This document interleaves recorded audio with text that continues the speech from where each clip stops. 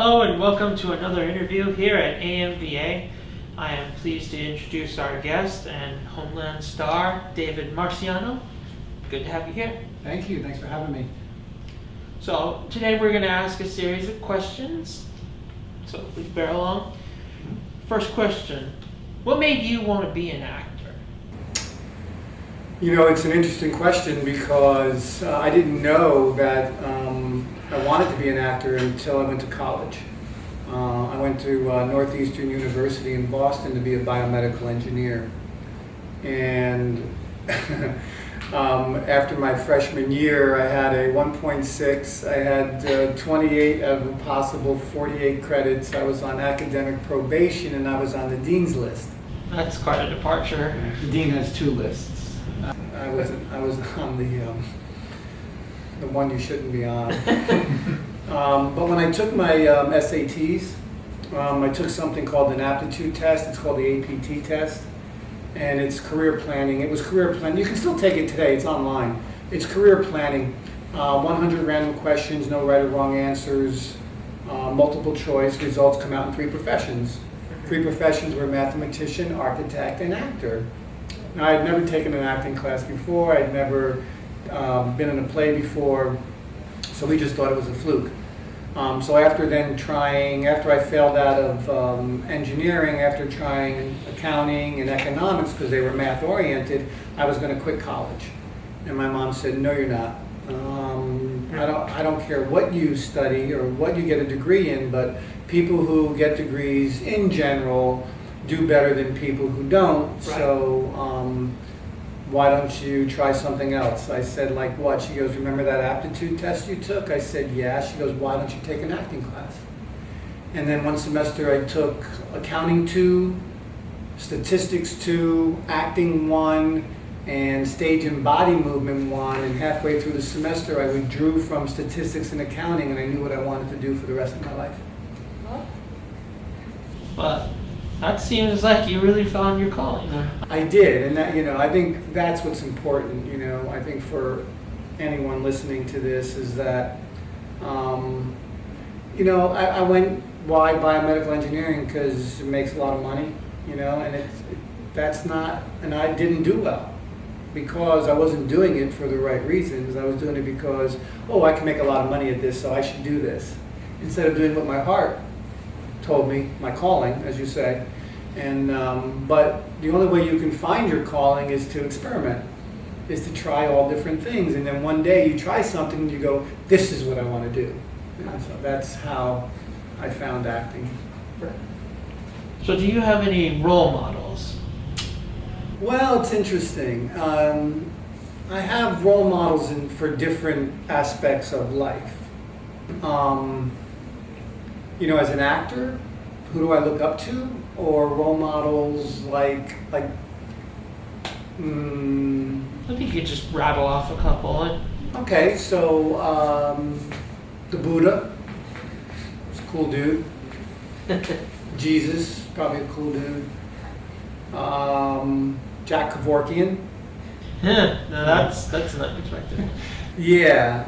Well, it's a complicated issue, and it's a very controversial issue, but I do believe in euthanasia. I think, we as a society have more compassion and empathy for an animal who's suffering than a human being who's suffering, and we will euthanize an animal, a horse or a dog, long before we will a human being who is ready to move on to whatever that next room is. John F. Kennedy, Martin Luther King.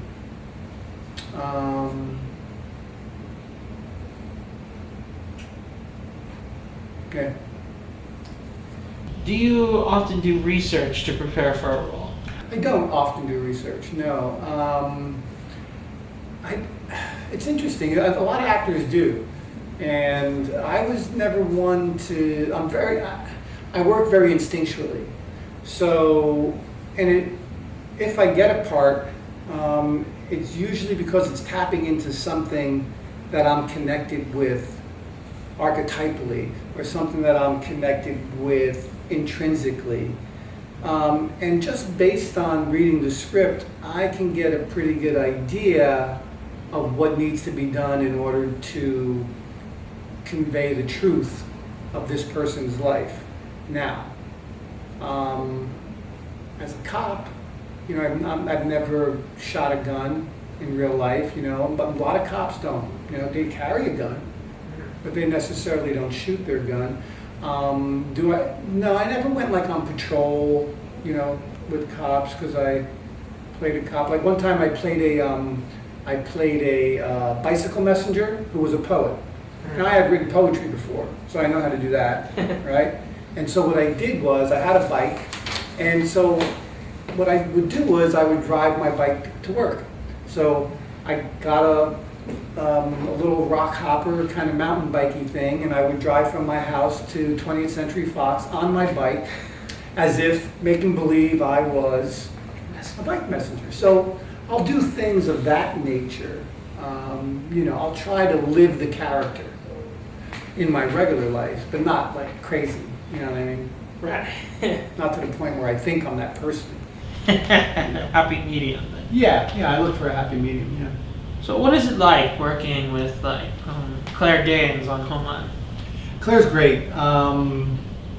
She played, and I think you may have seen it, Temple Grandin. Yes, I did see Temple Grandin. Yeah, and she did a fabulous job. I kind of think Claire might be on the spectrum. Possibly. I have actually met Temple Grandin herself, and so watching her play Temple Grandin, she was almost spot on, actually. Yeah, she really was, and maybe she's just a good mimicker. But and when I say I think she's on, I don't mean like that. I'm not saying that Claire Danes is autistic or Asperger's. I'm saying that we all have qualities. I remember my son's autistic. Yeah. So when we were in the discovery process of that, and we were having him tested, and they would ask me questions about my son, and I'd go, "Well, I do that. Well, I do that. Well, I do that." And I'm thinking, am I on the spectrum? I think all of us have minor Einstein. They think Einstein might have had a little Aspergery, but it's like I don't like tags in my clothes. I don't like itchy, Right. fabrics. I don't like. So some of the questions, were, and then I don't focus long on one thing. I have a short attention span, and I need to, in reading, I can only read for a short period of time before I get a headache. So, there was like just a lot of, and I've had a hard time, when I get into an emotional situation, a hard time looking people in the eye. Right. So these are qualities of, autistic people on the spectrum, but I'm not necessarily diagnosed that, I have some quirks, and I think we all do. Yeah. So I think she does, She apparently is like bipolar on the show, isn't she? Yeah. I had heard that she's allegedly bipolar on the show, her character. Yes. Oh, the character is. Yeah, the character is. Yeah. And Claire does just a fabulous job. Great working with her, very friendly, very kind. I really enjoy it. So what was it like working on The Shield?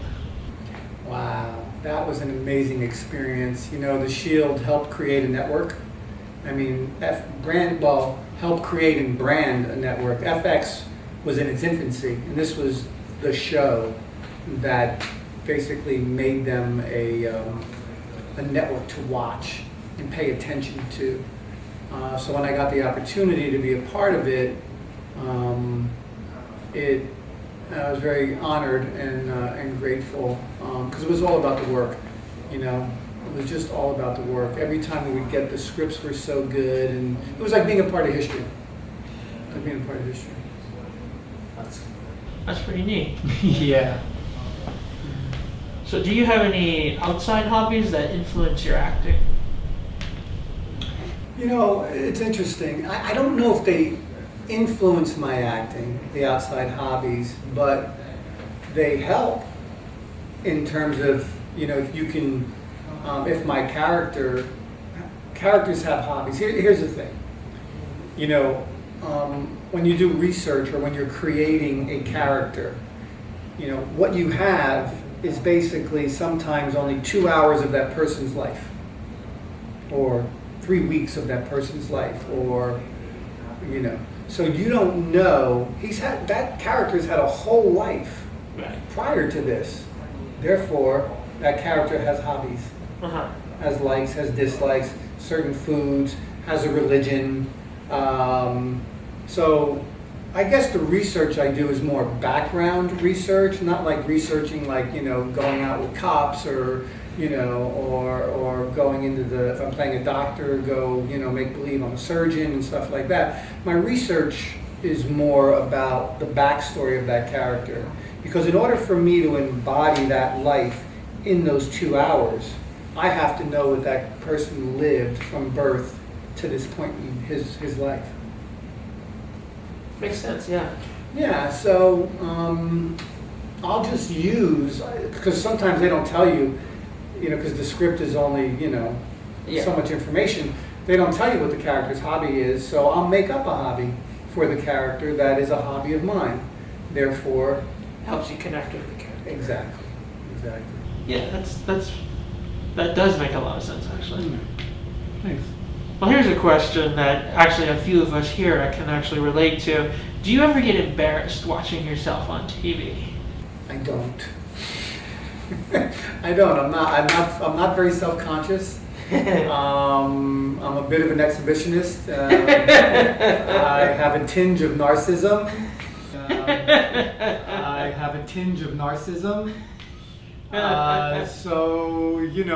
Well, you're an actor. It comes with the territory. Yeah, but some actors are. I mean, it's a good question because some actors don't like to watch themselves because they're very self-conscious or they wish they had done something differently. But I like to watch myself because I want to see where I could have done something differently because I'm always striving to get better. Right. Yeah. So no, I'm not embarrassed at all. So what do you consider as your best role thus far? That's a hard question. It's a very hard question. I guess my three favorite. What's the question? Well, what do you consider as like your best or favorite? if Okay, you so want to my word it. best role, you mean like my best performance? Yeah. Okay. My best performance, to probably my SVU.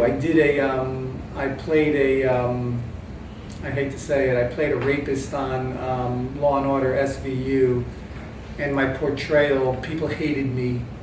People come up to me and say, "You're that guy, I hate you so much," and I'd say, "Yeah, sorry, it's not who I am, it's just a character that I play." I was considered, the producers put me up for an Emmy nomination. I didn't get nominated. What else? Jeffrey the Bicycle Messenger that I told you about earlier, that was a Stephen Bochco show. Did some really good work on that. Did some great work on The Shield as Detective Steve Billings. There's an episode, there's a car wash episode, there's just 2 episodes that got some attention, and then Virgil, my current, the pilot. I guess my work in the pilot of Homeland. Yes. Some really good work that I'm proud of. Yeah. That's good. Thank you. Do you have any advice for aspiring actors? Never give up.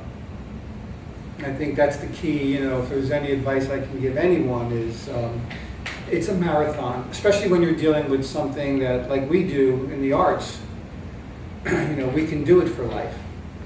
It's not like an athlete where you can only be an athlete till you're like 38 and then your body breaks down, you can't do it anymore. We get to perfect what we do over a lifetime. And that there's going to be a lot of highs and a lot of lows, and there's going to be times, like there's been times in my career where I've wanted to quit.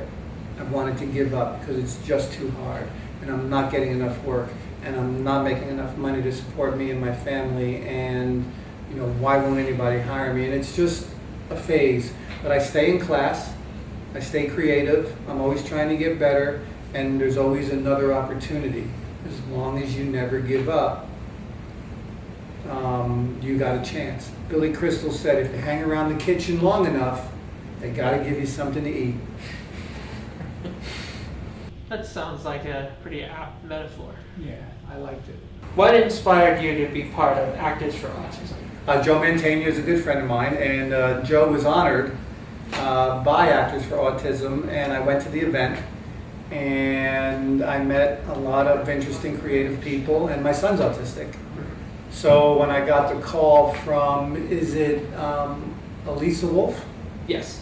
When I got the call from, or an email from Elisa Wolf asking me if I would come down and participate, of course my answer was yes. Yes.